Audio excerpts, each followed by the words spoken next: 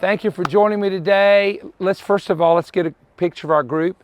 And I would have you shout, but the earthquake would come. If this group starts clapping and shouting, the city will shake and it'll register on the machines that there's been an earthquake here. Well, it's good to have everybody here. And have you enjoyed yourself? Yes. How many of you are glad you come? Yes. How many of you were told not to come because it's dangerous? How many of you have been scared? No. It's totally different than what you see on the news. I think you know that now. Okay, let's get right into this. I have a teaching that I think is extremely interesting called The Location of Goliath's Skull.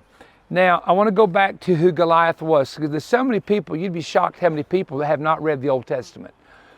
There was a group of men called giants, and these men were the offspring in Genesis chapter 6 of the sons of God, which are angels that came down in human form, coming into the daughters of men and producing a race of giants. Now, when you watch all these channels on TV that have aliens, these were not aliens. These were fallen angels, and they existed, and the secular world has made them aliens. Even early church fathers will tell you that the giant, the mythology that came among the Greeks in early Greece, was a corruption of the story of the fallen angels and the giants that were upon the earth. Now, if you want to know what they actually were, and this is an important verse, is Genesis 3:15. God said this, "I will put enmity between you and the woman, between her seed and thy seed. It'll bruise your head and you shall bruise his heel." The seed of the serpent, there's a lot of weird teaching that's come along over the years of what the seed of the serpent was. The seed of the serpent, and this was taught, was not Eve having sex with the snake. There's people that taught that. That is not true.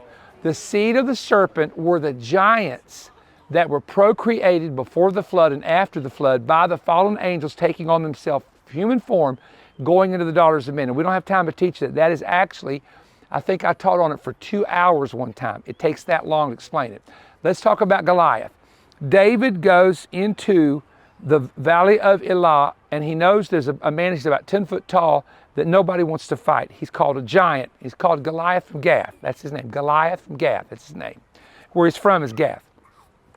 David takes 5 smooth stones from the brook, and you probably know why if you've heard me teach, there were 5 total giants, including Goliath. So David was going to kill Goliath, and if he met his brother Lami or the other giants on the road, he was going to deck them all out. So David was prepared that when you kill the number one giant, the other brothers might show up and the other members of the family. And so he's prepared. He wasn't afraid of missing, okay? You're not going to go fight a giant if you think you're going to miss. Can I tell you that right now? It's just not going to happen.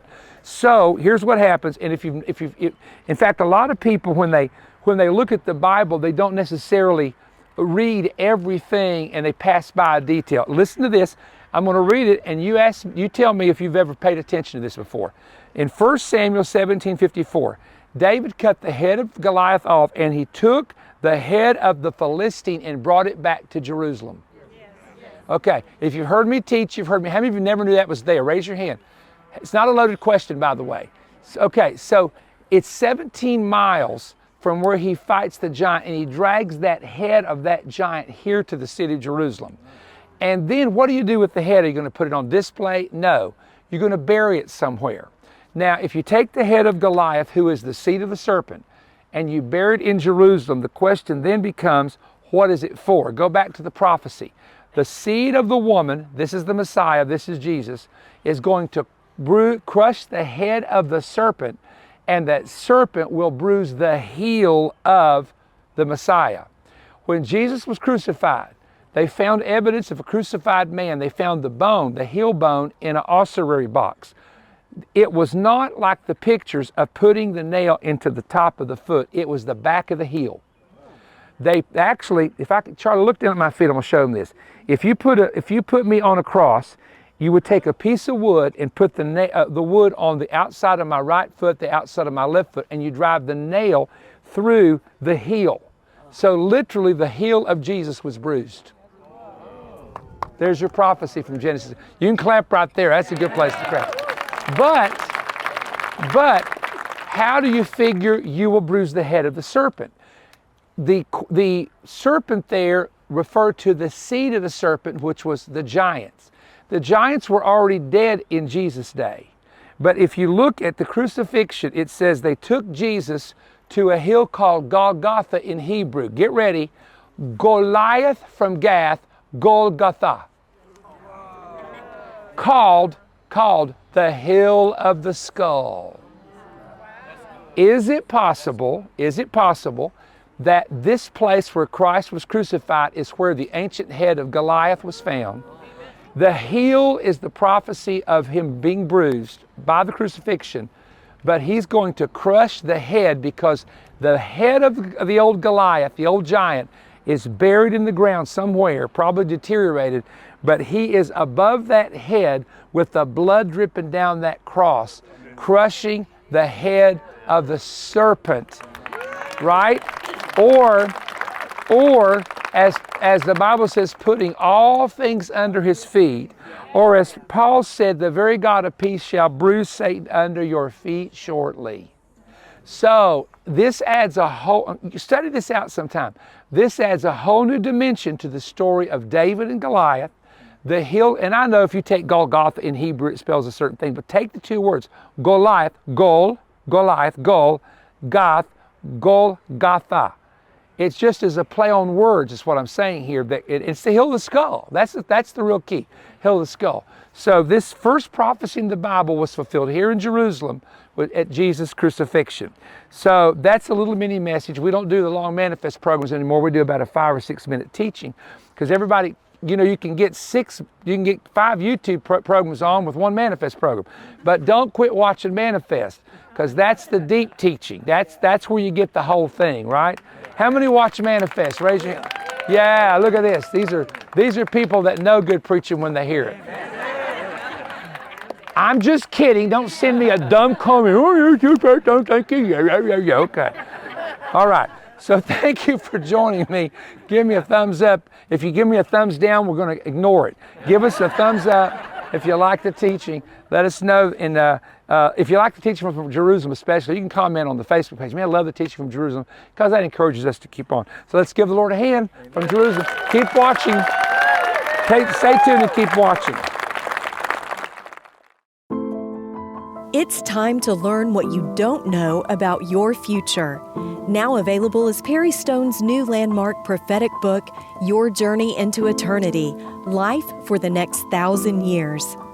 Discover what occurs the moment your inner eyes are opened at death and your spirit returns to God. Journey through the 3 levels of heaven, including paradise, where Christian martyrs rest. Learn about the new body you will receive at Christ's return or at the resurrection, and why the dead at times appear in dreams, and what memories you have after death.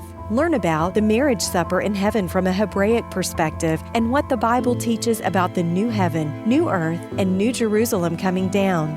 Perry unlocks the mystery of babies in heaven, including miscarried and aborted infants. Perry also explains what our 1,000-year reign with Christ will look like on earth. Read Perry's parabolic revelation about what if God said yes to the dead? Will your family circle be unbroken in eternity? Perry presents often untaught insights using his 46 years of in-depth biblical research from the Old and New Testaments.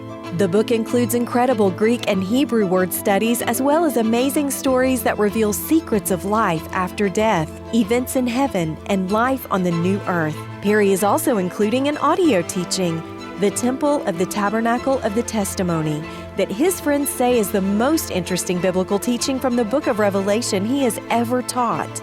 In this teaching, Perry shares secrets in Heaven's Temple, the most important building in heaven, where all human records and tribulation judgment files are kept. It is here where you will stand at the judgment seat before Christ's throne and give a face-to-face account of what the angels have written about you, from birth to death, including all your idle words and how you treated others. This is a teaching that will alert you to what you say and cause you to guard your words and actions. The landmark new book and 2-hour audio teaching is available for your gift of just $35 or more to help keep Manifest on the air around the world. To order this offer, visit perrystone.org or call toll-free 1-888-21-BREAD. That's 1-888-212-7323. You can also order by sending $35 to Perry Stone Ministries, P.O. Box 3595, Cleveland, Tennessee 37320, and request offer ET143 when ordering. We look forward to hearing from you soon. If you enjoyed this YouTube content, there's an important website you should know about: perrystone.org. Perrystone.org is an essential resource for the latest books, audiovisual presentations, and digital products from Perry Stone Ministries, resources that cover the same kinds of topics discussed in the program you just watched. Stop in and see all that's available at perrystone.org.